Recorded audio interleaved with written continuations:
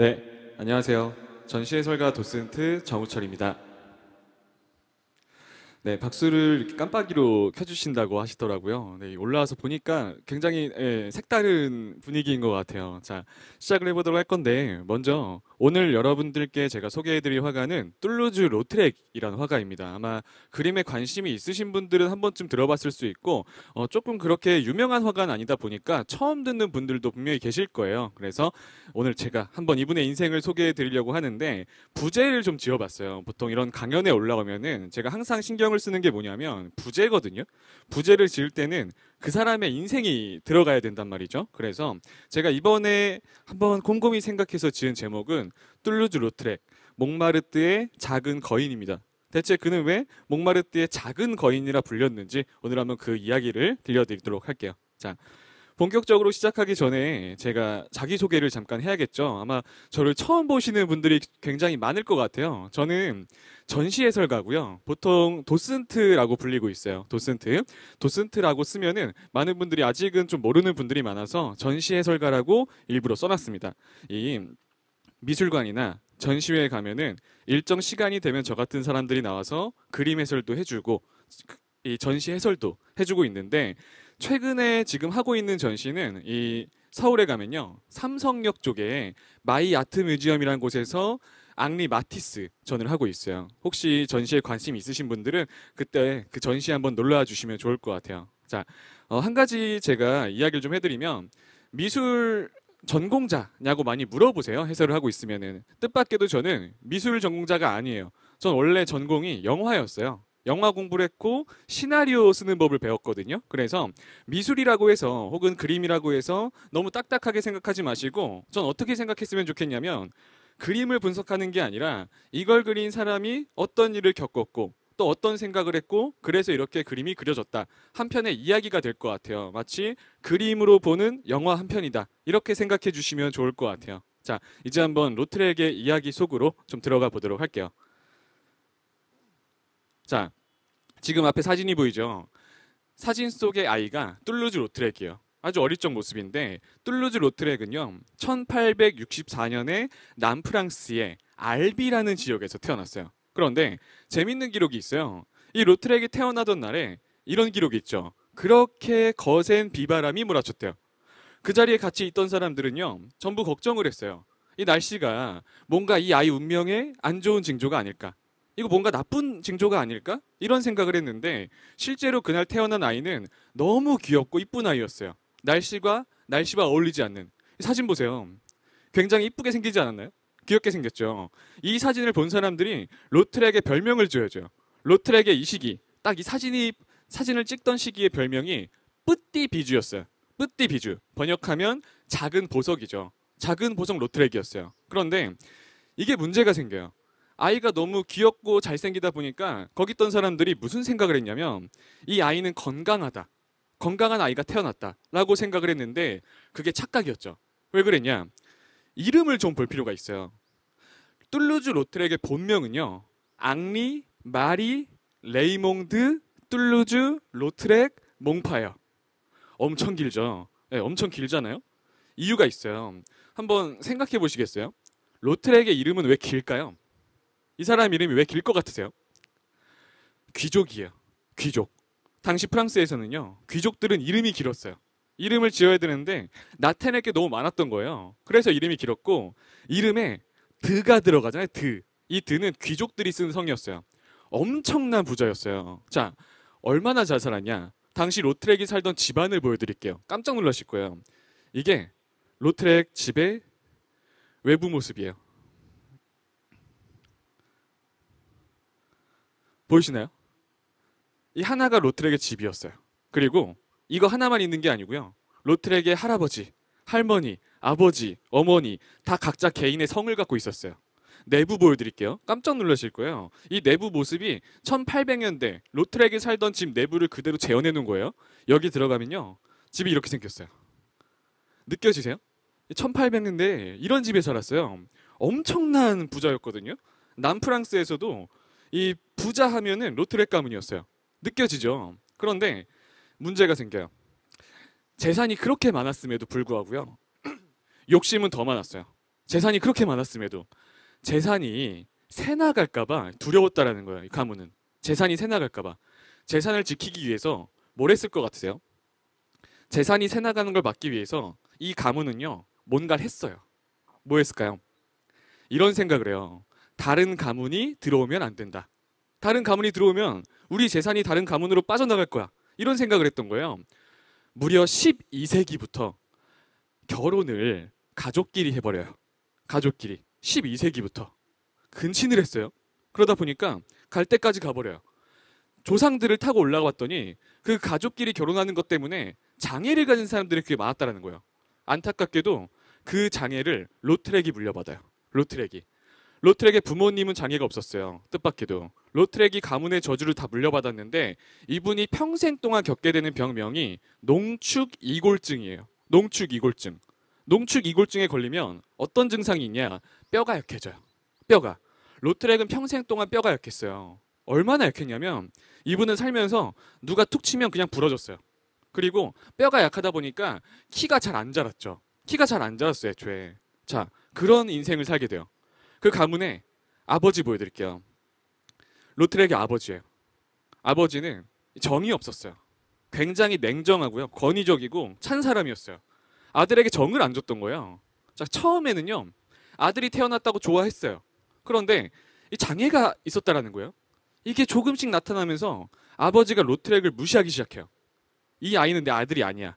아들을 없는 사람 취급을 해버렸던 거예요. 거기다가 아버지가 로트렉을 완전히 무시하게 되는 사건이 생겨요. 로트렉은요, 어릴 때 인생에서 겪을 수 있는 모든 아픔을 다 겪었어요. 그 선천적인 장애뿐만이 아니라 무슨 일이 생기냐? 이런 일이 생겨요. 두 번의 사고를 겪거든요. 저 화면 속의 로트렉의 모습이 다 성장한 모습이에요. 무슨 일이 생기냐면 14살 때 이 집안에서 의자를 잡고 일어나다가 살짝 미끄러지는 바람에 넘어졌던 거예요. 그런데 뼈가 약했다고 했잖아요. 그냥 툭 넘어진 건데 왼쪽 다리뼈가 두 동강이 났어요. 얼마나 약한지 느껴지시죠? 그게 나을 때쯤에 1년 뒤 15살에는 어머니랑 같이 손잡고 산책을 하다가 오른발이 이 도랑에 빠진 거예요. 빠졌는데 또 그 오른발이 부러져 버렸어요. 1년 사이에 양쪽 다리뼈가 다 부러진 거예요. 이때부터 로트렉은 성장이 가뜩이나 더뎠었는데 완전히 멈춰버려요. 그런데 이게 참 안타깝게도 아이러니하게 멈춰버렸어요. 로트렉은 성장이 다리만 멈춰버렸어요. 딱 15살 때부터 다리 빼고 다 자라요. 이때부터 아버지란 사람은 로트렉을 평생 무시해요. 평생. 얘는 내 아들이 아니다. 그런데 그나마 다행인 게 하나 있었죠. 로트렉에게는 어머니가 있었어요. 어머니. 어머니 그림 보세요. 한번 그림 자세히 보세요. 로트렉이 그린 어머니예요. 어머니는요. 아버지와는 반대였어요. 아버지는 찬 사람이었죠. 어머니는요. 굉장히 따뜻한 사람이었어요. 그리고 아버지가 사냥을 즐겼다면 승마와 사냥을 좋아했는데 어머니는 독서를 좋아했어요. 얌전히. 조용하게. 그리고 로트렉을 계속해서 지원해줘요. 죄책감이 있었대요. 내가 아들을 이렇게 낳았다. 아들은 나 때문에 평생 고통받을 거야. 그래서 아들이 태어나는 순간부터 죽는 순간까지 옆에서 계속 지켜줬어요. 어머니가. 로트렉은 평생 동안 이 어머니의 사랑에 감사했어요. 죽을 때까지. 그 사랑이 그림 속에 나타나 있어요. 어디 있을까요? 한번 맞춰보세요. 로트렉이 어머니를 생각하는 마음을 그림에 넣어놨어요. 어딜 것 같으세요? 자, 얼굴을 보세요. 얼굴을. 저 그림은 묘하게 이상해요. 뒤에 창문이 있죠. 어머니 뒤에 창문이 있단 말이에요. 그런데 창문에서 빛이 들어오죠. 이게 원래대로 그렸다면 빛이 뒤에서 들어오기 때문에 어머니 얼굴에 그림자가 져야 맞아요, 그게. 그런데 창문은 뒤인데 어머니 얼굴이요, 창문보다 더 빛나요. 햇빛보다. 이게 로트렉의 마음이라는 거예요. 어머니 얼굴만큼은 계속 빛나게 그리고 싶었다는 거죠. 너무 고마우니까. 자, 로트렉은 평생 동안 이 어머니에게 감사하며 살아요. 그리고 이 빛을 이용해서 자신의 감정을 표현하거든요. 자, 어머니 얼굴 보세요. 빛나고 있잖아요. 본인 얼굴은 보기가 싫었어요. 왜냐? 장애가 있었잖아요. 본인의 모습은 보기가 싫은 거예요. 로트렉이 그린 본인 얼굴 보여드릴게요. 비교해 보세요. 로트렉이 그린 본인 자화상이에요.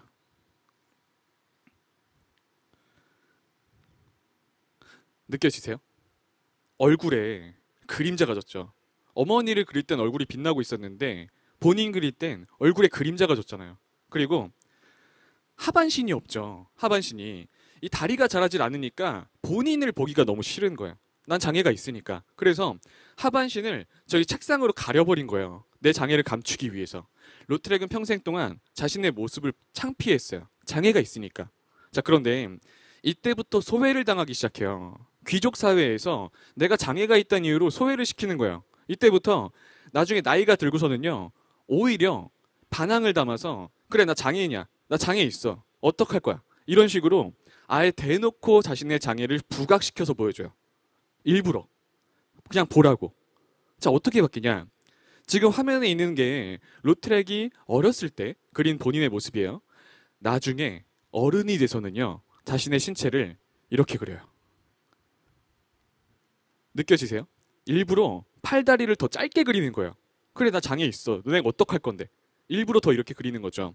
자, 그리고 로트렉은 이 어린 시절에 가장 많이 그리는 게 있었어요. 가장 많이 그린 작품이 말이에요, 말. 이게 한번 보시겠어요? 그냥 보면 아니 그냥 말 그림인데 뭐가? 그냥 말이잖아. 이렇게 생각할 수 있는데 이분의 인생을 알고 이 그림을 보시면요. 그림에 담긴 그 의미가 느껴질 거예요. 뭐냐면 이 말이 힘차게 달리고 있잖아요.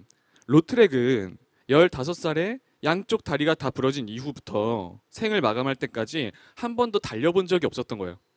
달려본 적이 없는 사람이에요. 다리가 부러지니까 뼈가 약하고. 그래서 그림을 그리면서 내가 달리고 싶은 욕구가 생길 때마다 그렸던 게 말이었어요. 이런 의미가 담겨 있다는 거죠. 전 개인적으로 그림을 공부하면서 뭘 느끼냐면 이런 그림을 볼 때 이 화가가 어떤 인생을 살았고 뭘 겪었는지를 알고 보면은 훨씬 더 이해하기가 쉽다라는 거예요. 달리고 싶을 때마다 말을 그렸던 거죠. 그리고 또 하나 있어요. 굉장히 안타까운 사연이에요. 아버지가 외면을 했던 거예요. 아들이 장애가 있으니까. 아직 어리잖아요. 10대였어요. 아버지한테 칭찬받고 싶었죠. 그래서 아버지가 취미생활로 승마를 하러 갈 때마다 이 창문으로 그 아버지의 모습을 보면서 그렸던 거예요. 아버지가 말 타는 모습을. 그림 속에 있는 사람 전부 아버지예요. 이렇게 그리면 아버지가 칭찬해 주겠지. 이렇게 멋있게 그렸으니까. 그런데 안타깝게도 로트렉은 아버지한테 칭찬이라는 걸 받아본 적이 없어요. 남자로 태어나서 그림만 잘 그리면 뭐해? 계속 무시했던 거예요. 이때 로트렉은 너무 큰 상처를 받아요. 그리고 이 답답했던 귀족 사회, 나를 차별하는 귀족 사회를 떠나서 자유를 찾아 떠나기 시작을 해요. 그 다음에 로트렉이 도착했던 곳이요. 여기였어요. 물랑드라 갈레트. 아마 물랑루즈는 들어보셨어도 물랑드라 갈레트는 처음 듣는 분들이 많을 거예요. 그죠? 물랑루즈가 생기기 전에 훨씬 더 흥행했던 곳이 여기였어요. 자, 여기를 로트렉보다 먼저 가서 그렸던 화가가 있어요. 먼저 가서 그렸던 화가. 아마 이 화가는 아실 거예요. 제가 지금 솔직히 말하면요. 혼자서 이렇게 얘기하니까 잘 듣고 계신지 잘 모르겠어요. 혹시 이 화가 그림 네. 반짝이 쳐주시네요. 깜빡이. 감사합니다. 네. 아, 감사합니다. 좀 좋네요. 네, 켜주시니까. 자, 여기를 누가 먼저 가서 봤냐면 그 유명한 르누아르예요. 르누아르 들어보셨죠? 자, 혹시 르누아르 들어보신 분들 깜빡이 켜주시겠어요? 아, 다 아시죠? 네, 다 아시나 봐요. 그죠? 자, 르누아르는 어떻게 그렸냐면 이렇게 그렸어요. 너무 유명한 그림이죠. 이건 뭐 다 보셨을 거예요. 그림에 관심이 없어도요. 한 번쯤은 보게 돼 있어요. 그런데 뭐가 있냐면 르누아르는요. 행복만 그려요. 르누아르란 화가는 행복을 그리는 화가예요. 딱 보세요. 이 물랑드라 갈레트는 요즘 말로 하면 인싸라 그러죠. 인싸. 인싸들이 다 모이는 성지였어요. 여기서 파티하고요. 요즘 말로 썸이라고 하죠. 썸 타고 연애하고 그런 만남의 장이었던 거예요. 르누아르 그림 보시면요. 얼굴이 다들 발개져 있잖아요. 발그레 하잖아요. 다들 썸 타기 위해서 연애하고. 그런데 로트렉이 여길 갔는데 로트렉은 이렇게 그려요. 느껴지세요? 르누아르와 로트렉이? 르누아르가 저 뒤쪽을 그렸다면 어울리는 사람들, 로트렉은 소외받는 사람들. 내가 소외당했으니까. 그 무리에 어울리지 못하고 앞에서 혼자 어울리지 못하고 외로워하는 사람들을 그렸다는 거죠. 표정의 변화가 느껴지죠. 그리고 이 그림의 특징은 앞에 접시예요. 테이블 앞에 접시가 있는데 접시가 흔들리고 있죠. 재밌는 거예요. 아무도 없는데 접시가 흔들리고 있어요. 이게 로트렉의 마음이에요. 불안하다는 거죠. 자, 그리고 이 물랑드라 갈레트가 없어지면서 물랑 루즈가 들어와요. 그 유명한 몽마르트의 물랑 루즈 유명하죠. 저 풍차가 유명하잖아요. 물랑 루즈는 번역하면 빨간 풍차예요. 빨간 풍차. 그런데 사실 풍차만 다들 얘기하시는데 더 유명했던 건요. 여기 딱 들어가면은 외부 무대 보세요. 외부 무대에 코끼리가 있었어요. 코끼리 조형물이. 이게 더 유명했던 거예요. 이런 건 지금 있어도 제가 볼 때 지금 저런 게 만들어져도 유명할 것 같거든요. 그리고 딱 물랑루즈 내부에 들어가면 이런 모습이에요. 그죠? 물랑루즈에 있는 사람들은 다 모여가지고 캉캉춤을 췄어요. 캉캉춤. 그리고 로트렉도 이 안에 들어가서 여기 있는 사람들을 그리게 돼요. 물랑루즈의 슈퍼스타들이에요. 물랑루즈 하면은 슈퍼스타가 두 명이 있어요. 앞에 보이는 분이 라굴리라는 사람이에요. 라굴리는 번역하면 먹보예요. 먹보. 왜냐면 춤을 굉장히 잘 췄는데 춤추다가 목이 마르잖아요. 그럼 본인 술을 마시는 게 아니라 꼭 손님 술을 뺏어 먹었대요. 그래서 별명이 먹보 라굴리예요. 그 먹보 라굴리를 포스터 속에 그려놨죠. 저 포스터 속 가운데 춤추고 있는 여성, 다리 높이 들고 있는 여성이 라굴리예요. 라굴리는 물랑루즈의 스타였고요. 캉캉춤의 몇 가지 동작을 개발한 사람이에요. 이쪽에 있는 포스터를 통해서 이 물랑루즈가 유명해지기 시작을 해요. 그 유명한 물랑루즈. 이 포스터 덕분에 지금 우리가 물랑루즈를 알게 됐던 거예요. 이 라굴리를 그린 포스터. 그리고 이 라굴리에게는 라이벌이 한 명 있었어요. 라이벌. 그 라이벌은 이분이에요. 제인 아브릴. 제인 아브릴은 캉캉춤을 늦게 배웠는데 다리가 제일 높게 올라갔대요. 캉캉춤의 특징이 뭐냐면요. 높이 들어야 돼요, 다리를. 높이 들수록 어떤 이런 성적 욕망을 보여주는 느낌이었대요. 그래서 그 당시에는 캉캉춤을 출 때 다리를 높게 드는 댄서들이 그렇게 인기가 많았어요. 이 둘은 슈퍼스타였고 라이벌이었죠. 그런데 여기서 중요한 게 있어요. 물랑루즈의 라굴리, 제인 아브릴. 이 사람들이 춤추는 모습을 그렸는데 로트렉은 제가 그랬잖아요. 소외받는 모습들을 그렸어요. 내가 소외받았기 때문에. 이렇게 무대에서 춤추는 모습이 아니라 이 사람들이 무대에 내려왔을 땐 어떨까? 내려와서는 뭔가 고독하고 힘들지 않을까? 그런 사람들이 잘 보지 않는 뒷모습을 그린다라는 거예요. 자, 이들의 무대 뒷모습 보여드릴게요. 이렇게 그려요. 이 두 사람도 물랑루즈의 댄서들이에요. 제목이 침대예요. 로트렉 하면은 이 작품이 가장 대표작이에요. 그런데 지금도 이 작품이 유명한데요. 많은 분들이 오해를 하는 게 있어요. 침대에 두 명이 있죠. 한 명의 머리가 짧죠. 오른쪽에 있는 인물의 머리가 짧아요. 남녀 커플로 알아요. 남녀 커플이 일을 끝내고 쉬는 모습이구나. 이렇게 생각할 수 있는데 사실 이 두 사람은요. 동성애 커플이에요. 동성애. 레즈비언 커플이란 말이죠. 로트렉은 뭘 하고 있는 거냐면 내가 소외당하고 내가 장애가 있어 봤기 때문에 그 소외당하는 기분을 알았어요. 그래서 이렇게 남들이 보지 않고 뒤에 있는 사람들을 그렸던 거예요. 나서지 못하는 사람들, 소외받는 사람들을 대표해서 본인이 그림을 그려줬죠. 자, 그리고 이 작품 보세요. 제목이 몸 단장이에요. 아까 그 댄서들이 무대에 올라가기 전에 몸을 단장하고 있는 모습이에요. 댄서가. 그런데 주변을 보세요. 화려한 무대랑 다르게 주변에는요. 왼쪽 위에 보세요. 빨랫더미 쌓여 있잖아요. 방도 지저분하고 나갈 준비를 하고 있는 거야. 바닥에 앉아서. 그런데 로트렉의 시선을 보시면요. 지금 시선이 위에서 아래로 들어가요. 위에서 아래로. 그죠? 별거 없는 것 같은데 이 작품이 로트렉의 대표작 중에 하나로 뽑히거든요.